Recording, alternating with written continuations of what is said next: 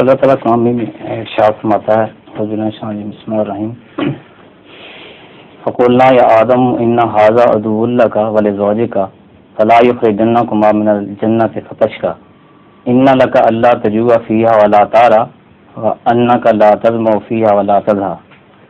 اس نے یقیناً اس جنت میں تیرے لیے یہ مقدر ہے کہ تو بھوکا نہ رہے اور نہ تیرے ساتھی اور تو ننگا نہ رہے اور نہ تو پیاسا رہے اور نہ دور میں جلے. حضور میرا سوال ہے کہ اس سے یہ استدلال کیا جا سکتا ہے کہ اسے یہ 4 بنیادی انسانی ضروریات ہے یہ حکومت کا فرض ہے کو مہیا کرے؟ کیا جا سکتا ہے؟ یہ تو حضور مسلم موعود میں اس تفصیل سے روشنی ڈالی ہوئی ہے. اور میرا جو مضامین کا سلسلہ شروع ہوا تھا جب سلسلہ پر آغازی میں، اس میں نے یہ بات اٹھائی تھی کہ اس میں یہ نقطہ مزید داخل کیا تھا کہ آج کل اتنی ترقی کے بعد جہاں تہذیب نے اتنی ترقی کی، جہاں انصاف کا تصور خوب نکھر گیا، ابھی تک 3 باتوں کو یہ بنیادی حق تسلیم کرتے ہیں: روٹی، کپڑا اور مکان.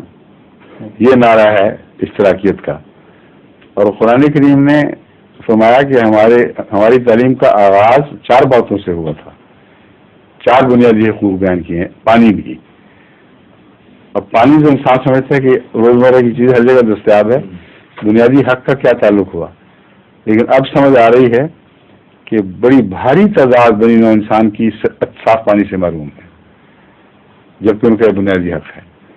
تو وہ قومیں، وہ ریاستیں جو اپنے غربا کے لیے صاف ستھرے پانی کا استعمال بھی پانی کا انتظام بھی نہیں کر سکتے، وہ اس بنیادی فریضے سے غافل ہیں.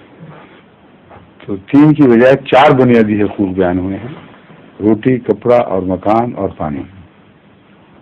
ٹھیک ہے جی. السلام علیکم. ظہور مہدی آخر زمان ہے